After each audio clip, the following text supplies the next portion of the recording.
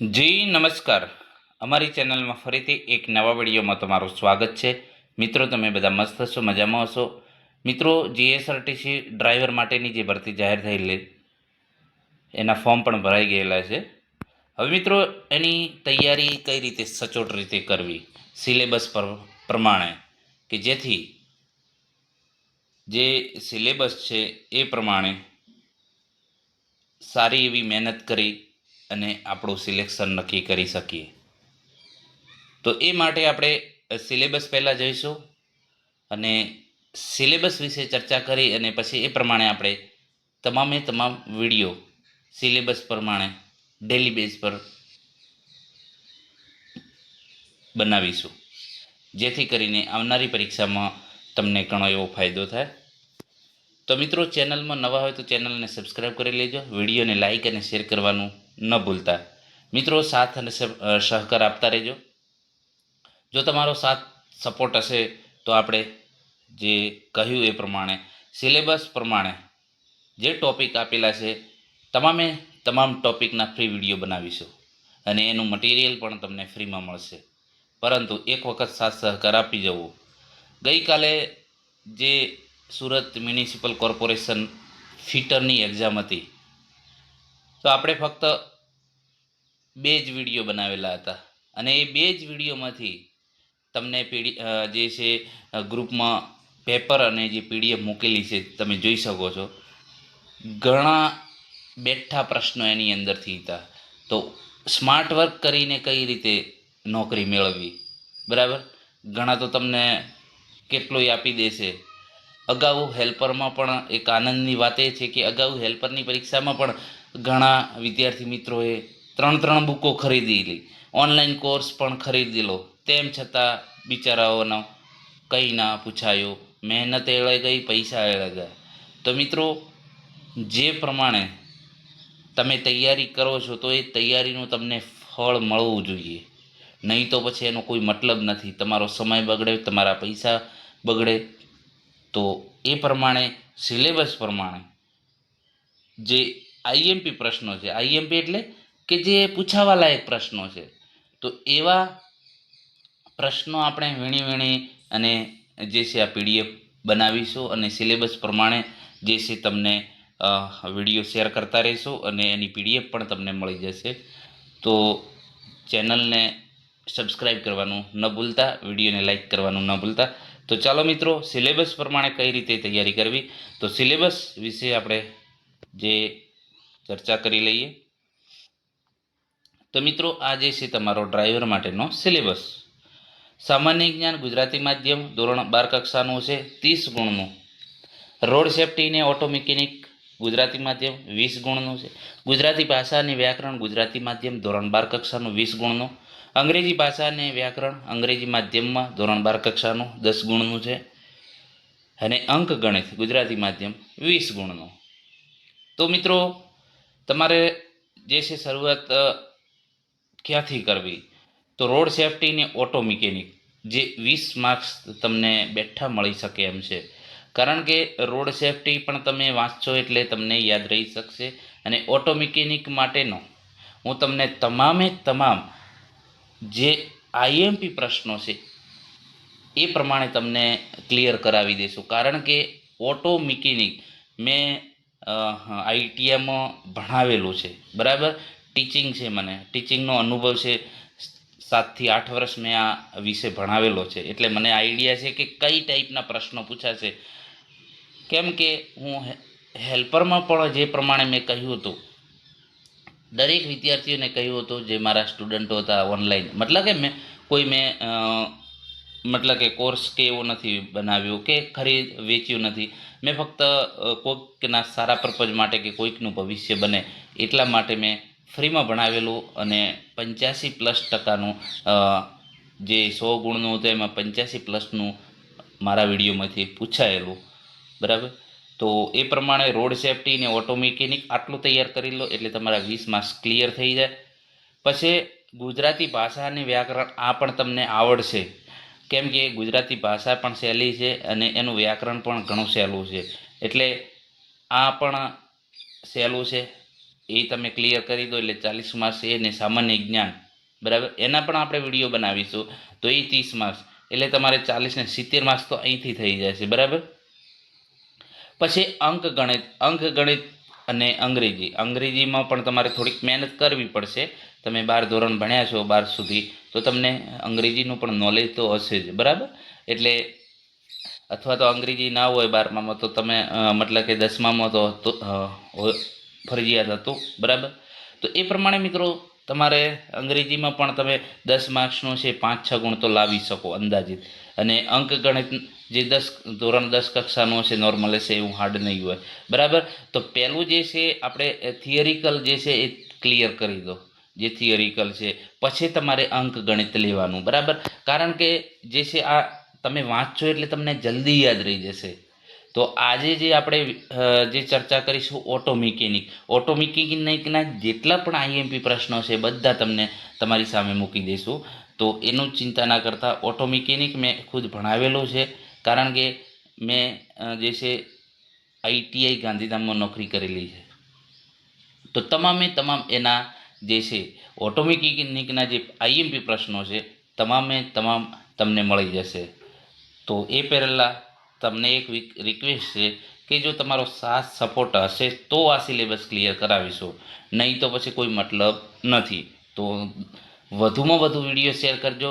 જે મિત્રો, જે ડ્રાઈવર ભાઈઓ તૈયારી કરી રહ્યા છે, જેને પોઝિશન નથી કે કોર્સ ખરીદવાનો, કેમ કે આપણે મતલબ કે એવા વિદ્યાર્થી મિત્રોને મદદ કરવાના છીએ કે જે છેવાડાના છે, જેમના સુધી મતલબ કે કોઈ ફેસિલિટી નથી, અથવા તો કે એ કોર્સ ખરીદી શકે એમ નથી, અથવા તો ખરીદવો છે, અથવા તો તૈયારી કરવી છે, કોઈ એકેડેમીમાં જવું છે પરંતુ એવી કેપેસિટી નથી, કારણ કે નોકરી કરતા હોય છે, કેમ કે બધાની સારી કન્ડિશન હોતી નથી.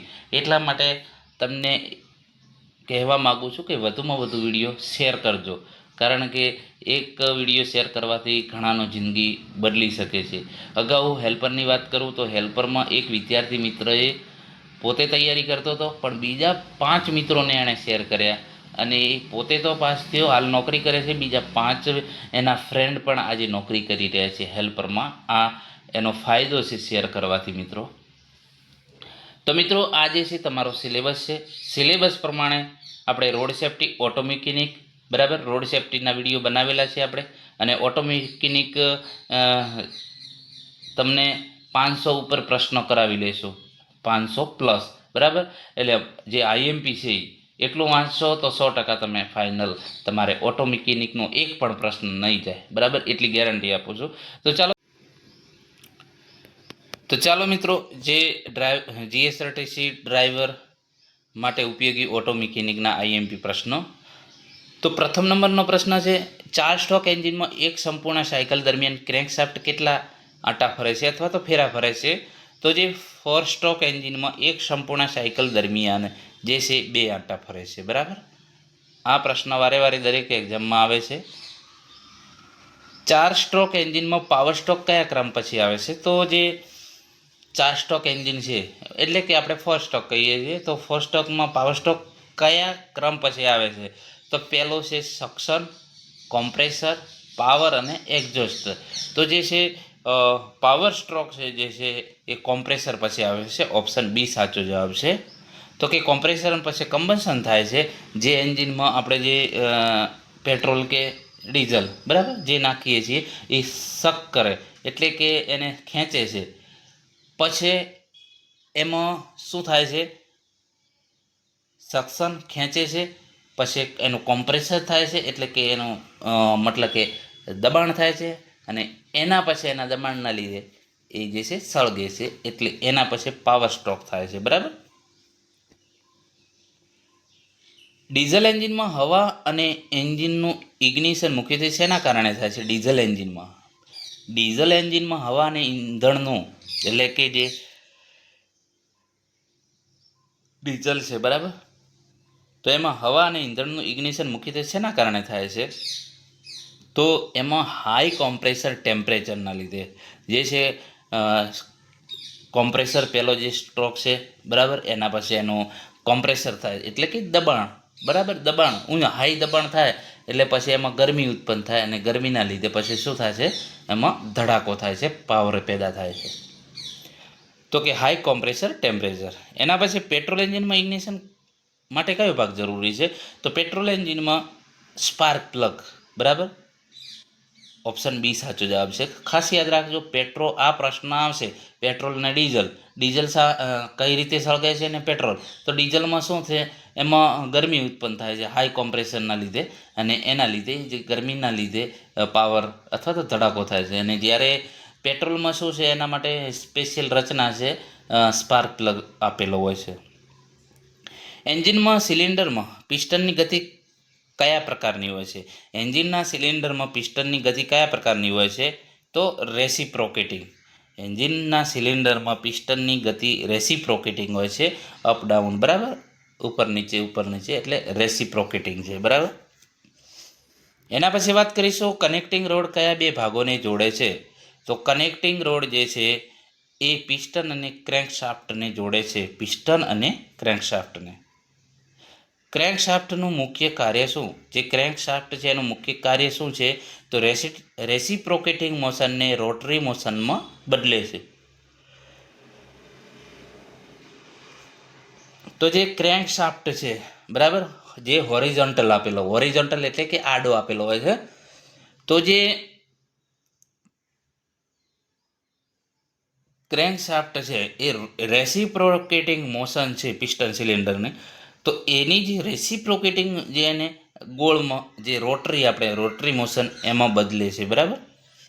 એના પછી વાત કરીશું, ફ્લાયવ્હીલનું મુખ્ય કાર્ય શું છે, તો ફ્લાયવ્હીલનું મુખ્ય કાર્ય શું છે, તો જે એન્જિનની ગતિને સમતોલ બનાવવી. બરાબર, જે એન્જિનની ગતિને સમતોલ બનાવવી. આ પણ પ્રશ્ન વારે વારે પૂછાય છે.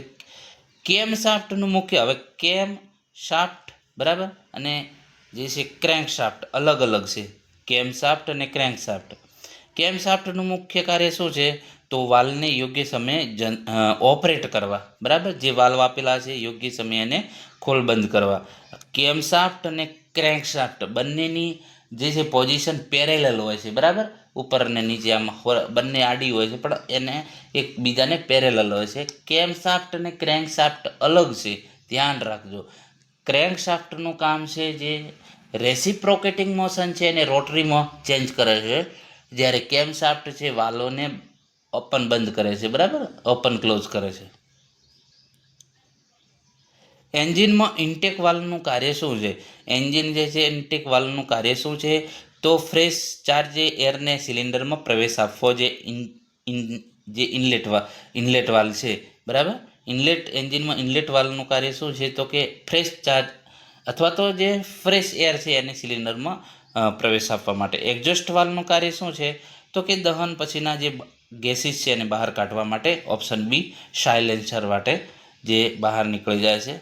પિસ્ટન રિંગનો મુખ્ય હેતુ શું છે, તો પિસ્ટન રિંગ છે એનો મુખ્ય હેતુ શું છે, તો કોમ્પ્રેસર સીલ અને ઓઇલ કંટ્રોલ કરવું. બરાબર, કોમ્પ્રેસર સીલ અને ઓઇલ કંટ્રોલ કરવું. ઓપ્શન બી સાચો જવાબ છે. કોમ્પ્રેશન રેશિયો મુખ્યત્વે કયા બે વોલ્યુમ્સના સંબંધને દર્શાવે છે? કોમ્પ્રેશન રેશિયો તો એ જે છે સ્વેપ્ટ વોલ્યુમ અને ક્લિયરન્સ વોલ્યુમને દર્શાવે છે. એન્જિન લુબ્રિકેશન સિસ્ટમનો મુખ્ય હેતુ શું છે, તો લુબ્રિકેશન કેમ કરવામાં આવે છે એન્જિનમાં, તો એ બંને શું છે, તો ફ્રિક્શન અને વિયર ઘટાડવો. જે ઘર્ષણ હોય છે અને વિયર હોય છે, બરાબર, તો એને ઘટાડે છે. બરાબર, જે ઘસારો હોય છે એને ઘટાડે છે. બરાબર, જેથી કરીને એની જે છે કોઈ મટીરિયલ છે તો એની જે આવરદા અથવા તો આપણે જે એની ઉંમર કહીએ એ વધી શકે. કારણ કે જો તમે લુબ્રિકેશન ના કરો તો એ પાર્ટ્સ જલ્દી તૂટી પણ જાય, એનો ઘસારો વધુ થાય અને પાર્ટ્સ ગમે ત્યારે જલ્દી તૂટી જાય. એટલા માટે સ્મૂથ રનિંગ માટે અને જે એનું ફ્રિક્શન ઘટાડવા માટે ને એનું વિયર. બરાબર, ફ્રિક્શન એટલે ઘર્ષણ અને વિયર એટલે જે એનો ઘસારો છે. બરાબર. ઓઇલ પંપનું કાર્ય શું છે, તો ઓઇલ પંપનું કાર્ય શું છે, તો એન્જિન ઓઇલ સર્ક્યુલેટ કરવું, જે એન્જિન ઓઇલ છે એને સર્ક્યુલેટ કરવા માટે.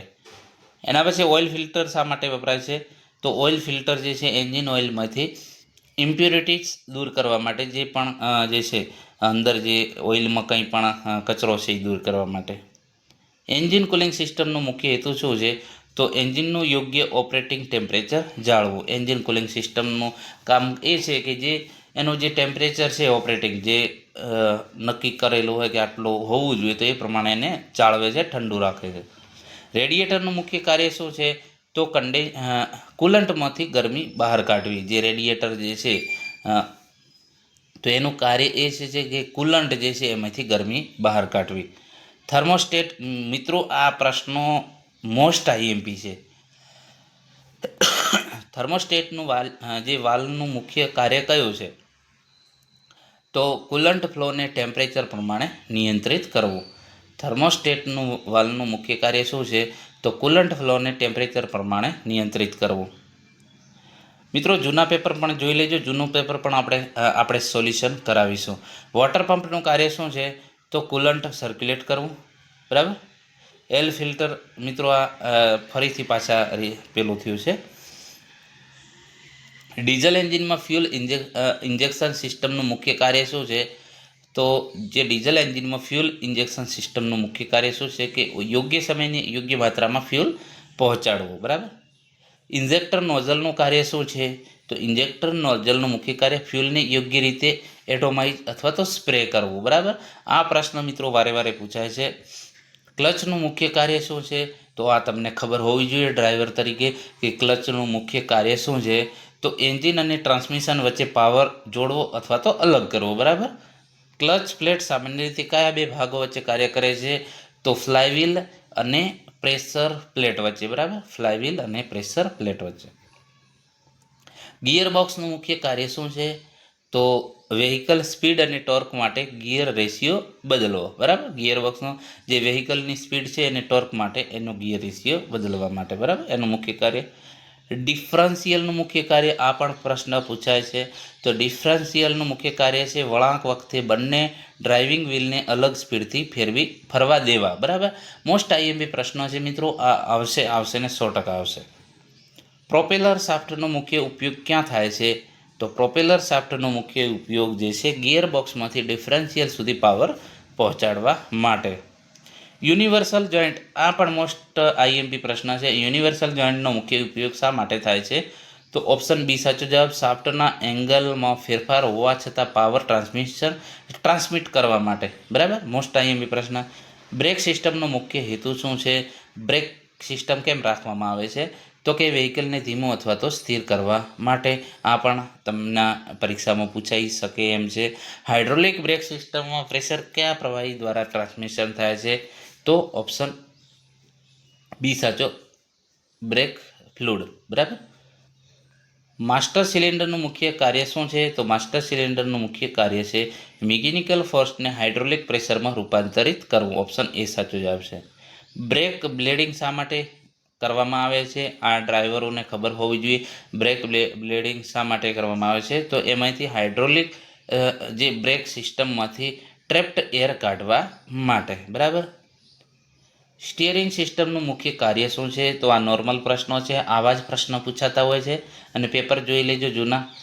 સ્ટીયરિંગ સિસ્ટમનું મુખ્ય કાર્ય છે વ્હીકલની દિશા નિયંત્રિત કરવી, બરાબર. વ્હીલ એલાઇનમેન્ટમાં સામાન્ય રીતે કયો એંગલ સામેલ હોય છે? વ્હીલ એલાઇનમેન્ટમાં સામાન્ય રીતે કેમ્બર. આ પણ પરીક્ષામાં વારે વારે પૂછાય છે, બરાબર, કેમ્બર. ટાયરમાં યોગ્ય એર પ્રેશર જાળવવાનું મુખ્ય કારણ શું છે? તો યોગ્ય હેન્ડલિંગ, ટાયર લાઈફ અને ફ્યુલ ઇકોનોમી માટે, બરાબર, ફ્યુલ ઇકોનોમી માટે. એના પછી અલ્ટરનેટરનું મુખ્ય કાર્ય શું છે? જે અલ્ટરનેટર આપેલો એનું મુખ્ય કાર્ય શું છે? તો ઇલેક્ટ્રિકલ એનર્જી ઉત્પન્ન કરીને બેટરીને ચાર્જ કરવી. Most IMP. અને આ પ્રશ્નો તો મિત્રો તમે નોટબુકમાં લખી લેજો અને 100% આમાંથી 50માંથી ઓછામાં ઓછા 15થી 20 માર્ક્સ બેઠા હશે ને હશે, આ તમને ગેરંટી આપું છું. સ્ટાર્ટર મોટરનું કાર્ય શું છે? સ્ટાર્ટર મોટરનું કાર્ય શું છે? તો એન્જિનને સ્ટાર્ટિંગ માટે ક્રેન્ક કરવું, બરાબર. બેટરીમાં સંગ્રહિત ઉર્જા કયા પ્રકારની હોય છે? તો બેટરીમાં સંગ્રહિત ઉર્જા જે છે કેમિકલ સ્વરૂપે હોય છે, બરાબર. ફ્યુઝનું મુખ્ય કાર્ય શું છે? તો કરંટ વધારે ત્યારે સર્કિટનું રક્ષણ કરવું, બરાબર, ફ્યુઝનું. હેડલાઇટમાં સામાન્ય રીતે કઈ ઉર્જાનું રૂપાંતર થાય છે? તો ઇલેક્ટ્રિકલ ઉર્જાનું છે લાઇટમાં કન્વર્ઝન થાય છે. સાયલેન્સરનો મુખ્ય હેતુ શું છે? તો એક્ઝોસ્ટ નોઇઝ ઘટાડવો. બરાબર, સાયલેન્સર આ પણ પરીક્ષામાં પૂછાય. સાયલેન્સર કેમ આપવામાં આવે છે? તો જે એનો એક્ઝોસ્ટ નોઇઝ છે, બહાર નીકળતો જે નોઇઝ છે એ ઘટાડે છે. કેટાલિક કન્વર્ટરનો મુખ્ય હેતુ શું છે? તો હાનિકારક એક્ઝોસ્ટ ઇમિશન ઘટાડવામાં મદદ કરવી. બરાબર, ઓપ્શન બી સાચો જવાબ છે. ટર્બોચાર્જરમાં ટર્બાઇનને મુખ્યત્વે શું ચલાવે છે? ટર્બાઇનને મુખ્યત્વે શું ચલાવે છે? તો એક્ઝોસ્ટ ગેસીસ. ઇન્ટરકુલરનો ઉપયોગ મુખ્યત્વે શા માટે થાય છે? તો કોમ્પ્રેસ્ડ ઇન્ટેક એરને ઠંડી કરવા માટે. ઇન્ટરકુલરનો જે કોમ્પ્રેસ ઇન્ટેક એર છે એને ઠંડી કરવા. એન્જિનમાં એબનોર્મલ નોકિંગ અવાજનું એક સામાન્ય કારણ શું હોય છે? એબનોર્મલ અવાજ આવે તો એનું સામાન્ય કારણ અયોગ્ય કમ્બશન થયું હોય તો પેલો જે છે એબનોર્મલ અવાજ આવી શકે. ટોર્ક માપવા માટે એસઆઈ એકમ. ટોર્ક માટે ઓપ્શન બી સાચો, ન્યૂટન મીટર. એન્જિન પાવરની એસઆઈ યુનિટ કઈ છે એન્જિન પાવરની? તો વોટ. બરાબર. અને પ્રિવેન્ટિંગ મેન્ટેનન્સનો મુખ્ય હેતુ શું છે? તો ઓપ્શન બી બ્રેકડાઉન પહેલાં નિર્ધારિત જાળવણી કરીને વિશ્વસનીયતા જાળવવી. તો મિત્રો આજે છે નિમીનો mechanic diesel motor vehicle first year trade થિયરીમાંથી લીધેલું છે. પછી રિવાઇઝ 2022 અને ભારત સરકારના ડીજીટીનું જે મિકેનિક મોટર વ્હીકલ સીટીએસ જે પ્રમાણે છે એ પ્રમાણેનું આપણે એમાંથી મટીરિયલ લીધો છે. આવનારી પરીક્ષામાં 100% આમાંથી જ બેઠા પ્રશ્નો હશે એટલું હું તમને ગેરંટી સાથે કહું છું. વધુમાં વધુ વિડીયો શેર કરજો જેથી કરીને બીજા ભાઈઓને પણ આના વિશે માહિતી મળે, એમનું પણ પોતાનું ભવિષ્ય સુરક્ષિત થાય. તમારું પણ ભવિષ્ય બનાવો ને બીજાને પણ મદદ કરતા રહો. આપણે સિલેબસ પ્રમાણે જો તમારો સાથ સપોર્ટ હશે તો સિલેબસ પ્રમાણે તમામ વિડીયો ક્લિયર કરાવીશું અને 100% સારું રિઝલ્ટ મળશે એવી તમને મહેનત હું કરાવીશ એટલું હું તમને ગેરંટી આપું. પરંતુ તમારો સાથ સહકાર હોવો જોઈએ. તો વધુમાં વધુ વિડીયો શેર કરો. ચેનલમાં જો નવા હોય તો ચેનલને સબસ્ક્રાઈબ કરી લો અને બેલ આઇકોન દબાવી દો જેથી કરીને કોઈ પણ નવો વિડીયો બનીએ તો સૌથી પહેલાં તમને એની નોટિફિકેશન મળે. આભાર દોસ્તો.